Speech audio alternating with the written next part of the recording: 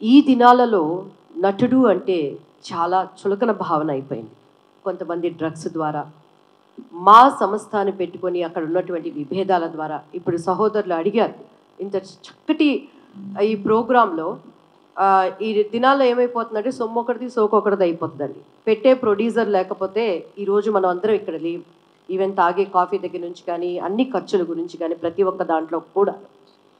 So అటువంటి ఈ దినాలలో సినిమా రంగంలో ఉండి కొన్ని వేల కోట్లు సంపాదించినటువంటి అనేక మంది అతిరథులు మహారథులు ఉన్నారు. ఈరోజు ఒక కృష్ణ గారు వచ్చారంటే సూపర్ స్టార్గా బురిపాలెం నుంచి. అప్పట్లో మేము వినేవాళ్ళమండి. మన చాలామంది గొప్ప గొప్ప డైరెక్టర్స్ దగ్గర మా అమ్మగారు మేము ఒక ఇడ్లీ తిని ఇంకొక ఇడ్లీని దాచిపెట్టుకొని ఒక నటుడుగా వాళ్ళు ప్రూవ్ చేసుకోవటాన్ని. అలానే నందమూరి తారక రామారావు గారు ఈరోజు ఒక ముఖ్యమంత్రిగా ఆయన రాష్ట్రాలను ఏరారు. అలానే జయలలిత గారు 14 ఏళ్ల వయసులో ఆమె ఇండస్ట్రీకి వచ్చి ఒక ముఖ్యమంత్రిగా లీడర్షిప్లో. అలానే ఎంజీఆర్ గారు. సో నటుడికి ఉన్నటువంటి కెపాసిటీ రానున్న దినాల్లో చాలా చులకనైపోవటం బాధాకరం. అటువంటి సమయంలో ఇండస్ట్రీతో సంబంధం లేకపోయినా ఎవరు ఏ ప్రోగ్రామ్ అన్నా కూడాను తన చేతికి ఒక బ్రేక్ అనేది లేకుండా తనకున్న దాంట్లో చాటి చెప్పుకునేటువంటి తెర ముందు ఉండే హీరోల కన్నా తెర వెనక ఉండే హీరో నా తమ్ముడు మరి విజయ్ కుమార్ గారండి. రియల్గా నేను ఆయన అభినందిస్తున్నాను. ఈరోజు ఈ ఐకాన్ అవార్డ్స్ అనేది ముందున్న దినాల్లో వీ డోంట్ నో, ఒక సైమా అవార్డు పెట్టేటప్పుడు కానీ, నంది అవార్డ్స్ కానీ ఏది కూడా మేము ఎంత రీచ్ అవుతామని ఎవరు అనుకోలేదు.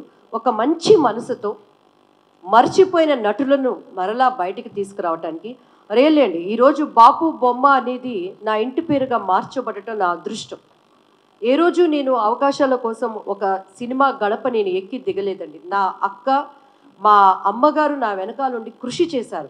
ఈరోజు వాళ్ళు తెరమరుగు అయిపోయారు. కానీ ఆ పెళ్లి పుస్తకం అనేటువంటి ఆ గొప్ప మూవీ ద్వారా ప్రతి ఇంటిలో కూడా ఒక ఇంటి బిడ్డగా చేయటం, అనుకోకుండా నేను కూడా రాజకీయ రంగంలోకి రావటం, ఈరోజు కేంద్ర స్థానంలో ఉన్నటువంటి మరి ఆ యొక్క పార్టీలలో మేము ఉన్నప్పుడు తెలుగు ఇండస్ట్రీకి మేము ఎక్కడున్నా కూడా మా మనసు పీకుతూ ఉంటుందండి. నా ఇండస్ట్రీని కాపాడుకోవాలి.